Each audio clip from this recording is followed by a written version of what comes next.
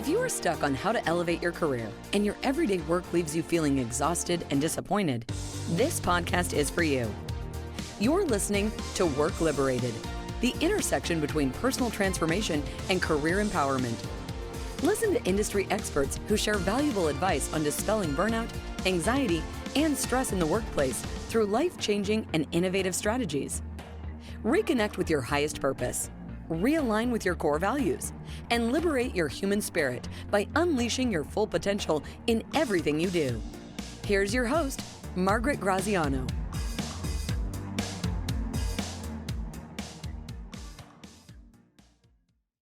Hello, and welcome to this episode of Work Liberated.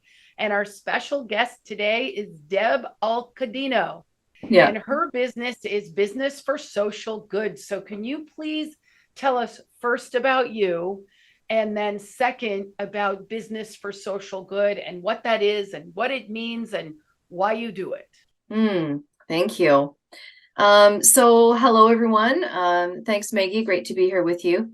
So yes, I am a social entrepreneur, a social impact expert, and the founder of Business for Social Good. And I've been in this space for about the last decade, formally the last year and a half, designing and creating Business for Social Good. Great. What is it? What does it mean?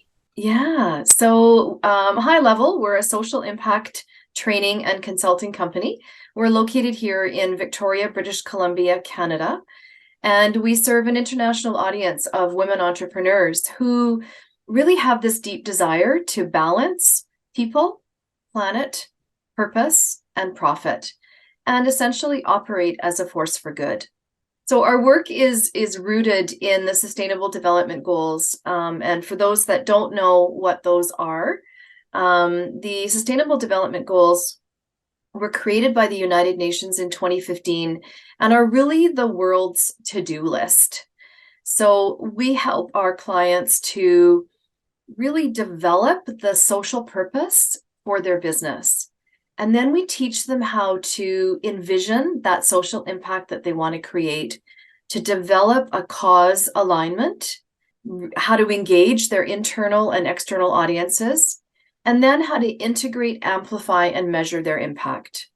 So if we want to kind of condense that all into three things, it's essentially to help our clients find purpose, create impact, and change the world. So is it like B Corp? Have you heard of B Corp and if not, how not and how so? So how does it relate to the B Corp and conscious capitalism?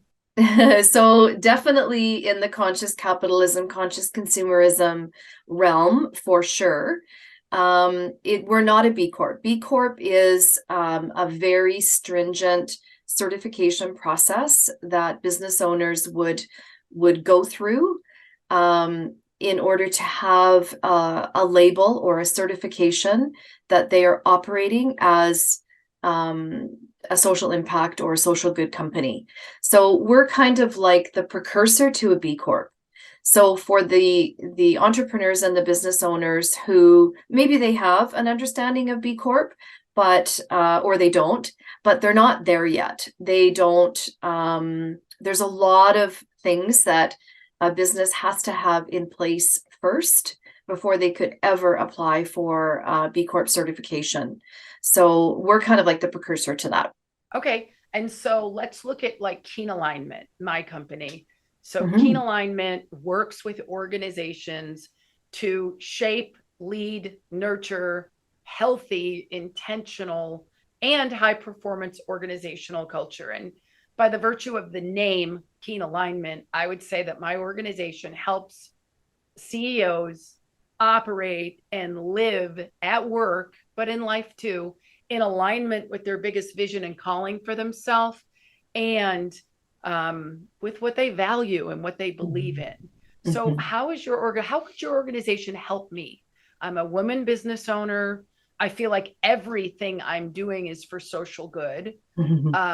I feel like it. But that doesn't mean it is. And to be honest, we've heard from a lot of people who say, I can't afford what you guys do, but I want it. So that's a second part question. How does, there's only me and I have a very few amount of consultants, and then we scale up or scale down based on our projects. So, and I didn't tell you I was going to ask this question, but it just kind of hit me like, well, because I actually own a domain called For Social Good, which is where we give scholarships to people to participate in our women leadership programs and not pay for it. Nice. But it's not like a real company. It's just For Social Good. We're giving this to people. So how could you help me be more in integrity with my business that is really about working with people who are conscious, aware, and awake that we are all having an impact every minute of every day, whether we're an employee or whether we're the employer, and doing what we say we're going to do, the way we say we're going to do it, living and working with integrity.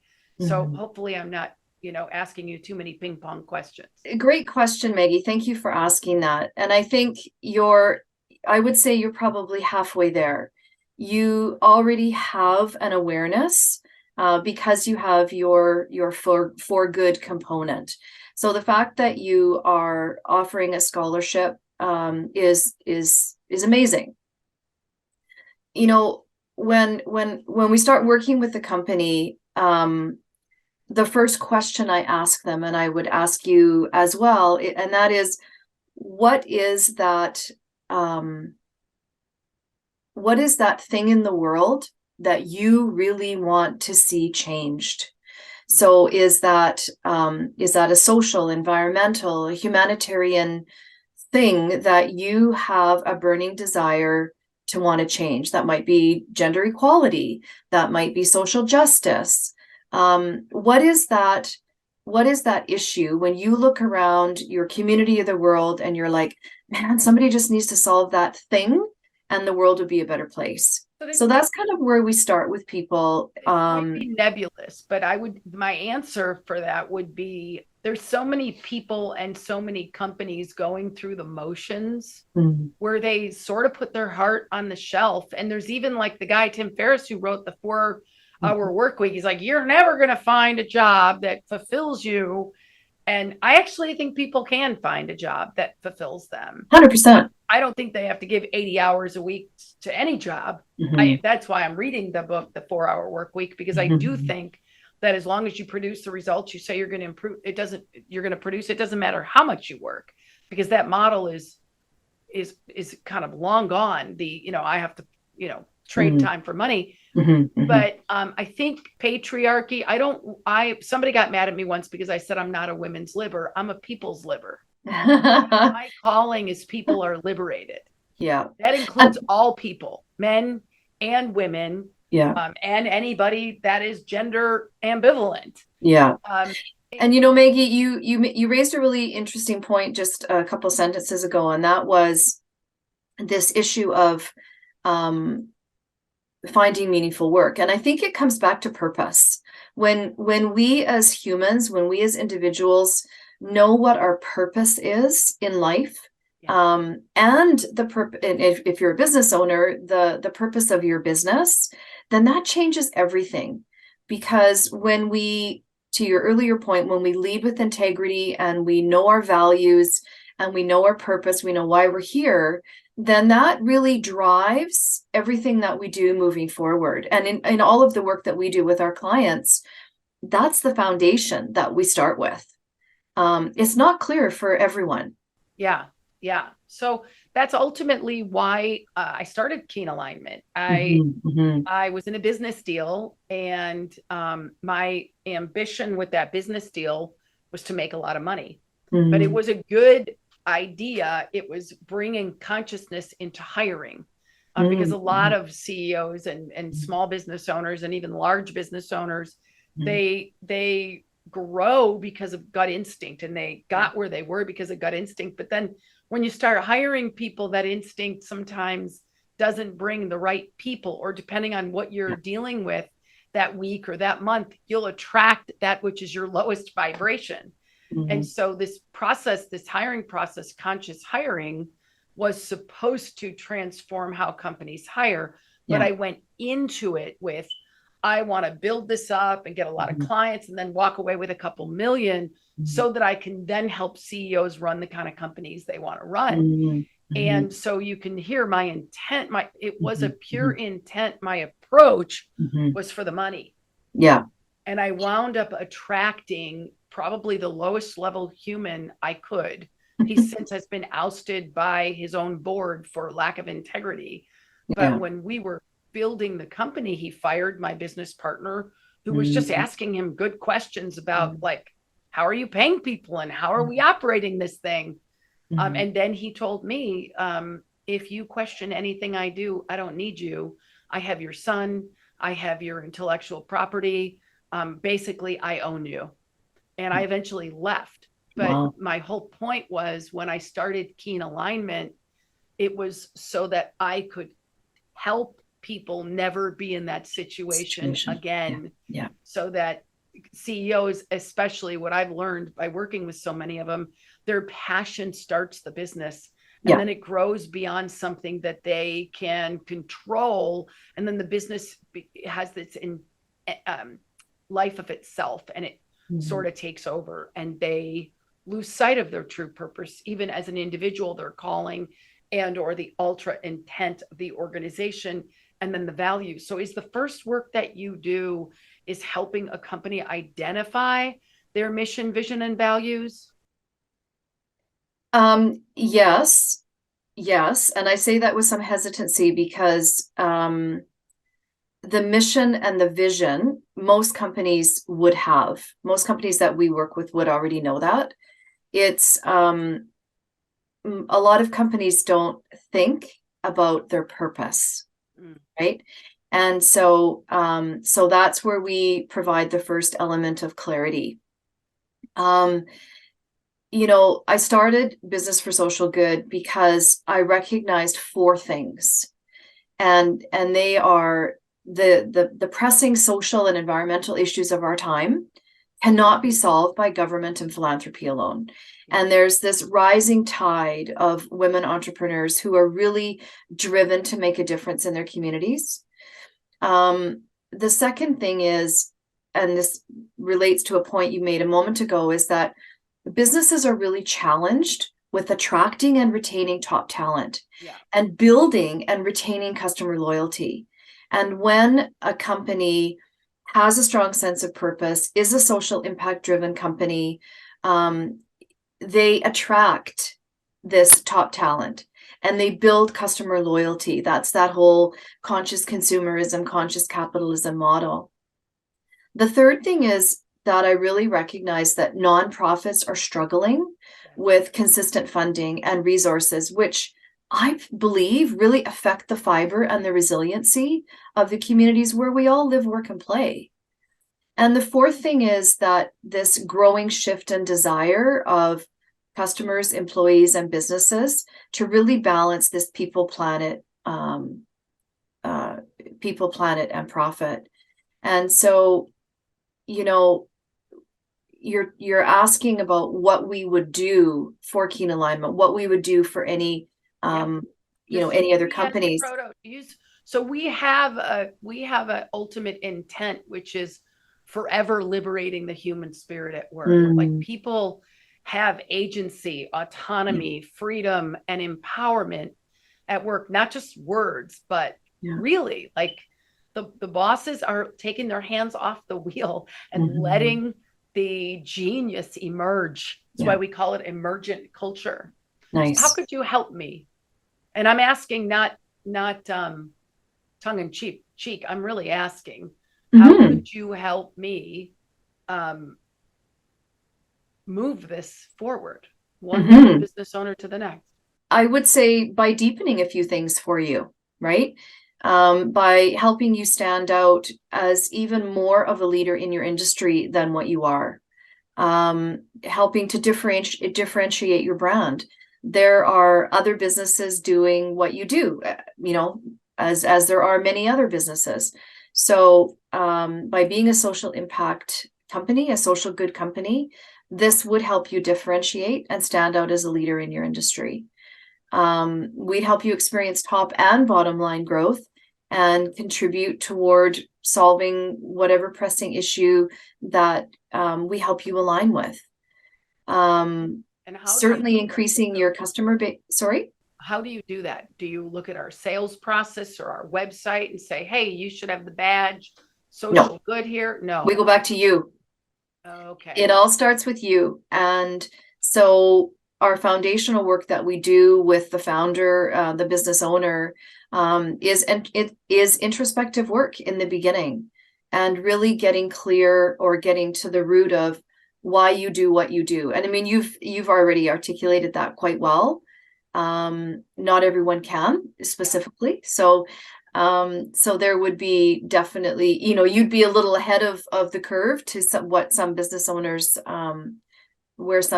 owners are at. Let me switch gears on you for a minute. What had you said it's been about a year since you've been doing this? A year and a half, yeah. A year and a half. What had you say, this is it for me? This is what I'm doing to be liberated and do, live my calling. What was the precipice?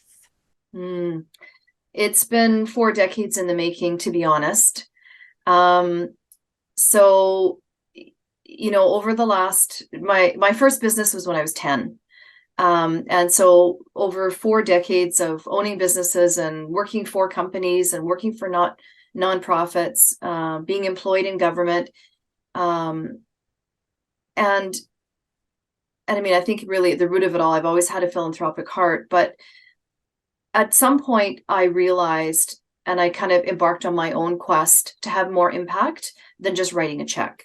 I wanted to, the issue that resonates for me is the issue of ending violence against women and girls. And so when I really started to look at this issue and think, man, I really haven't moved the needle forward on this at all, even though I've done so much in the last 4 decades. And it wasn't until I realized that I could have more impact on this issue when I focused on one part of the problem rather than the whole issue.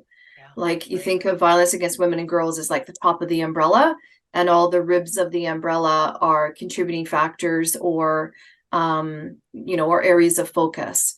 So when I realized that this is such a big thing, such a big problem, but what part of that resonated the most for me? And so for me, it was human and sex trafficking. So that's my cause, and that's the cause for Business for Social Good, to bring awareness to and really be our social good component and moving that issue forward through advocacy. Sorry, do you give a percentage of your revenue to the sex trafficking or human trafficking? Yep. So your nonprofit that you work with, I've donated to OAR. I don't know if you've heard of that. What's it called? OAR. No, I haven't heard of that one. Underground. Well, that would be you. No. They focus, I think, out of Thailand. Oh, yes. Okay. Yeah. Yeah. Now you're located in the States, aren't you, Maggie? Yes, I'm in California. Right. But I keep running into people from British Columbia. I'm in an autonomy course, which is, I would say they do for social good. They're about bringing love into business. And nice. There's a woman in there and she makes these love medals, and she's on your island. Oh my gosh, that's great funny. Connection, and probably would love to get involved in. Are you involved in the Seroptimist too? Yes, I am. Yeah. So I want you to talk a little bit about that. Back to my other question. Back to your other question. Yeah. What's your charity? Yeah. So the organization that we work with is a Canadian organization called the Joy Smith Foundation. And so I'll tell you a little bit about the Joy Smith Foundation in a sec. So you asked me about how we contribute. So when we work with our clients, the training that we do with our clients is more than just writing a check. So it's based around 4 things. So you're creating clarity around the issue that lights you up. And then you're creating an alignment. So our alignment is with the Joy Smith Foundation. And then we're looking at ways to help that organization more than just writing a check, because anybody can do that.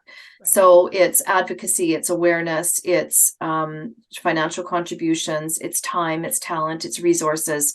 But it starts with having a conversation with that nonprofit to find out what they need, because we can't assume that that all they want is money. I'm sure no nonprofit would turn that down, but we're not living their world. So we need to first start with that conversation of what do they need as an organization. So as business owners, we can create massive change for the organization that we choose to partner with.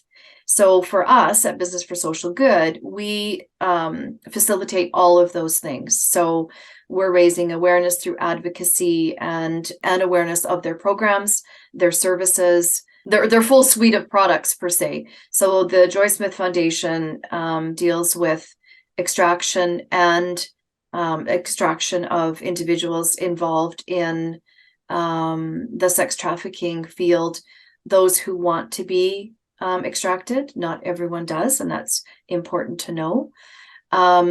As well as obviously raising the vibration of the work that they do.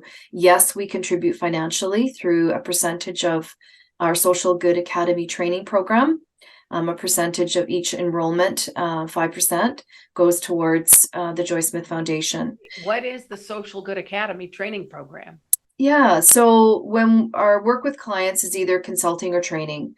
And so I developed the Social Good Academy early on in the development of Business for Social Good. And it's a 16-week, incredibly immersive, in-depth training program for business owners. So it walks them through those 6 elements that I described early on in our conversation, which is really envisioning the impact that they want to have in the world, engaging their internal and external audiences, their employees and their customers, developing a contribution plan, creating the alignment with the nonprofit or charity, and then really amplifying, integrating, and measuring their impact. How many hours a day is that class? It's 16 weeks for a 90-minute class once a week, live online. And then there's a couple of hours of homework each week as well. And what does that cost? $19.97. $1,997. Yeah. Very cool. Mm-hmm. Very, very cool.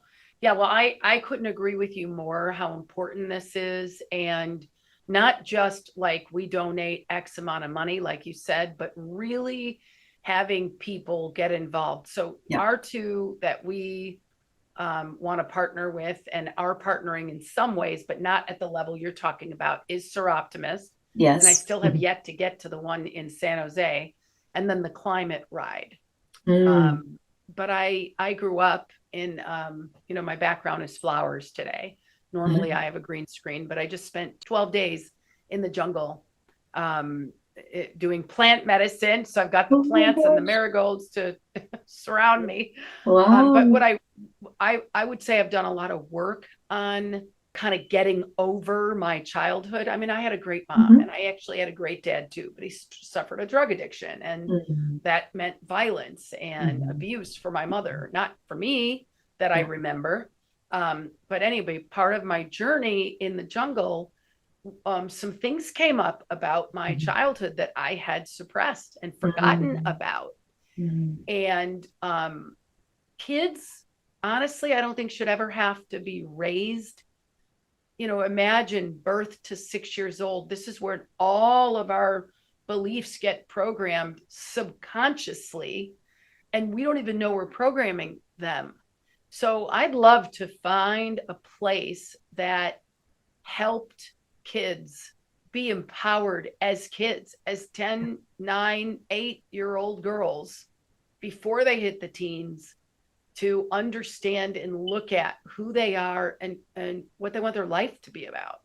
Because I just don't think that's available. And I'm doing the Forever Liberating the Human Spirit. We're getting them when they're 30 and 40 and 50 and 60, and they've got a lot of baggage or clogged arteries or clogged emotions. And I'd love to have a social component to my business to get them when they were younger. boys and girls, not just Yeah. girls. I mean, when I hear about my brother and his experiences of being raised in that house, it's heartbreaking. Yeah. So if you know anybody who does that, I don't want to start my own nonprofit. No, and I really advocate for our clients to not do that. There is enough nonprofits and charities out there that are doing the work that we feel impassioned to solve.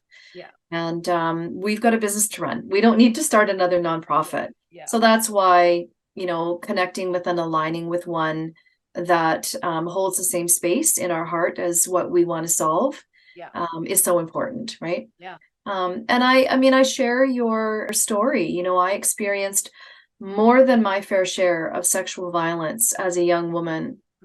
So this issue of ending violence against women and girls is extremely important to me, which I think is why I was drawn to Seroptimist a number of years ago. I served as a volunteer and was deeply involved in our local club for a long time. I've taken a bit of a pause for the last couple of years while I build out business for social good. But I'm never far away. I'm always kind of in the wings working to support them. So I would encourage you to get involved with the one in your local area for sure. Yeah. Maggie, can I share a story about Yes, one of our clients? please. Awesome. So one of our clients actually owns two businesses. And the reason I wanted to share a client story is because I think it might help for our viewers and listeners afterward to kind of put this into a bit of a container, some of the things that we've been talking about. So one of our clients owns two businesses, one here on Vancouver Island. It's a digital marketing agency. And the other is a liveaboard diving expedition tourism company in the Solomon Islands, which is an archipelago of islands off of Australia. Important to know that she's also a master scuba diver herself, and she's a fiercely independent woman.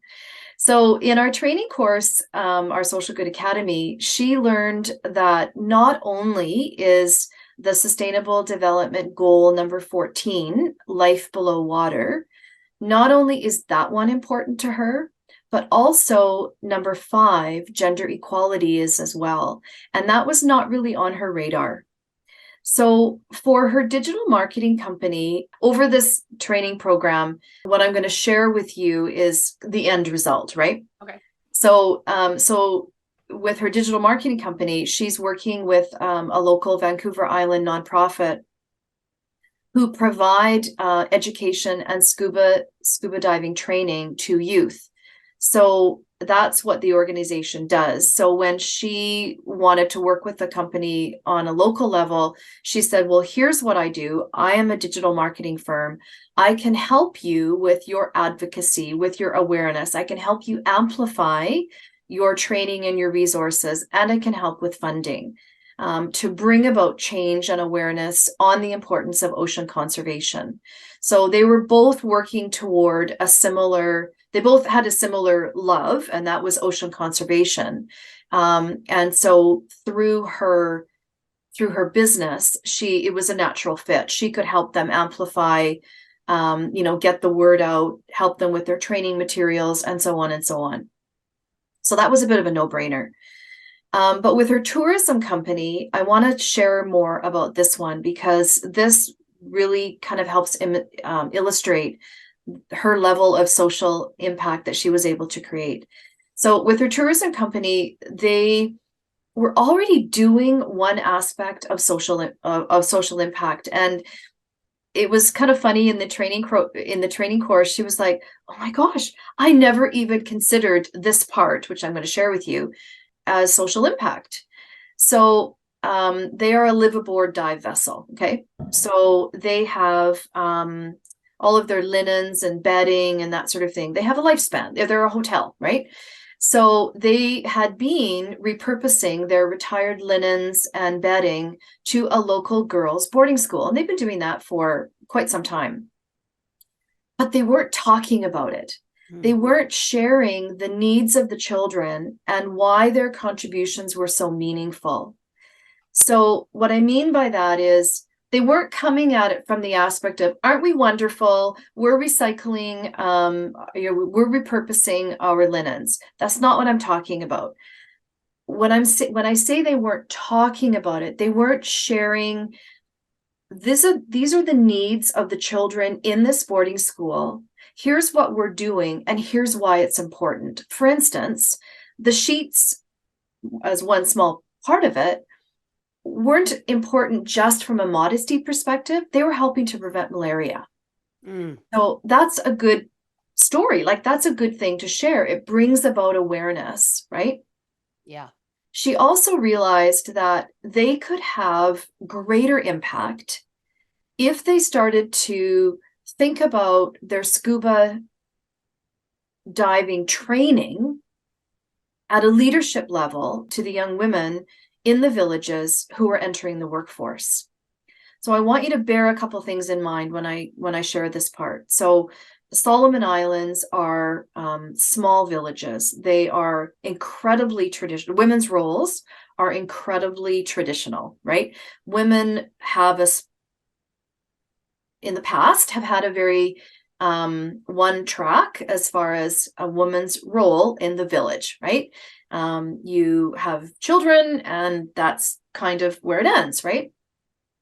Like a lot of countries, the chiefs of the villages are becoming more aware that this has to change.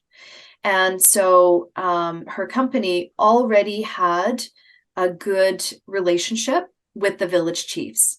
So they started having conversations with them about, we could take our scuba diving training. I mean, they're providing this on a luxury basis to visitors, but we could take this training and we could work with young women who you, being the chiefs, could identify, and we could give them skills, life skills, work skills that would benefit their families, would benefit the young women.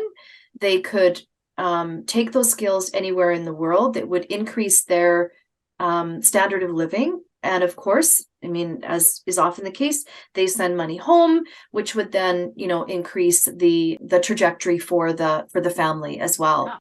Yeah. So the chiefs were really excited about this, are really excited about this. So that's what they've done. So they have created these employment opportunities in non-traditional fields for young women. And it gives them, as I said, this opportunity to take their education, spread it out to other young women and girls, and increases their earning potential, gives them new skills in this, sports-related field that they've never had before, and really just changes so many things. So that kind of relates to the gender equality piece that she learned was actually important to her, that she never really thought about, and contributes to her other sustainable development goal, which is life below water.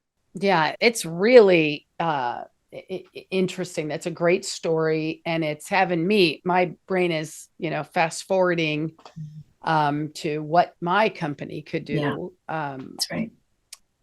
So yeah, I think I might be in one of your upcoming classes.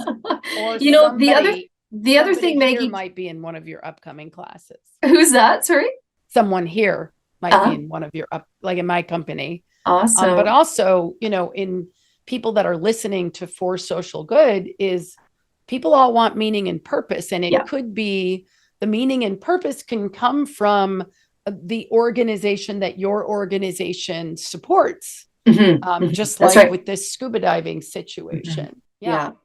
Okay. The other thing I wanted to can I just interject for a sec? Yes. The other thing I wanted to say that's equally as important to this whole scenario that I've just shared is when she shares this, here's who we are and here's what we're doing. When she shares this, her vendors get excited, right? Mm-hmm. Her suppliers get excited, and they're like, oh, their hand gets raised. Hello, how can we help you do this? Yeah. So, it becomes a machine, like a movement. A movement, right? Yeah. And so, they're coming on board saying, oh, we'll help you with free training materials. Oh, we'll help you with free equipment.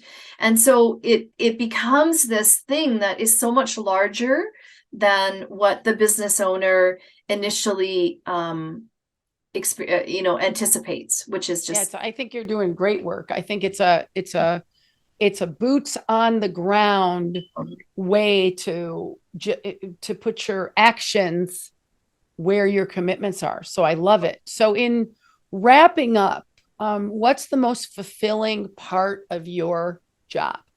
What liberates you, Deb?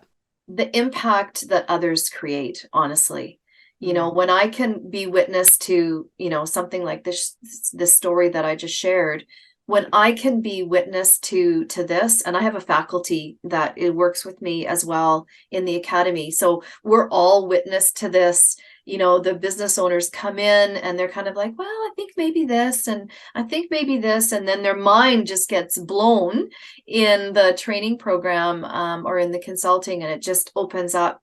So that for me is just like, woo, the angels sing when that's wonderful. When I can experience that with my clients. Yeah. And do you have any upcoming webinars? Like, how do you get people into the class? Do you do promo webinars? And if so, when is the next? Great question. I will. I don't actually have a scheduled webinar yet, but if I can share that with you after, maybe we can put that in the show notes. Yeah, we'll put it on the. So this is going to be. It'll probably take a couple weeks. Okay. But yeah, let's have what the next webinar or Facebook Live is. Yeah. Our next academy is March the 2nd.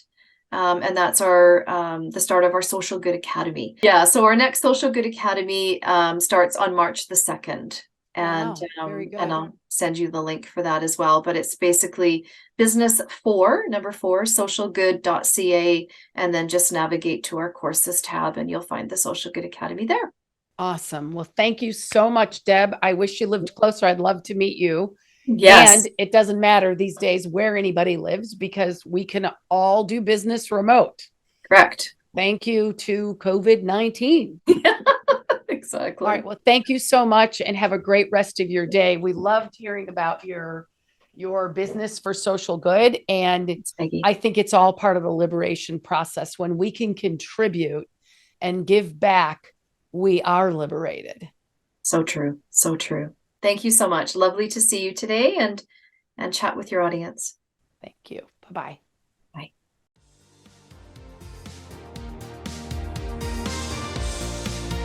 Thank you for listening to this episode of Work Liberated. May these nuggets of wisdom from the most inspiring human potential catalysts today guide you in becoming someone who can work exceptionally with others and accomplish goals inside the collective. Continue your journey as a fulfilled and self-actualized person by listening to more episodes at www.workliberated.org. Don't forget to subscribe, leave a positive rating, and share with your friends. That's all for now. See you on the next one.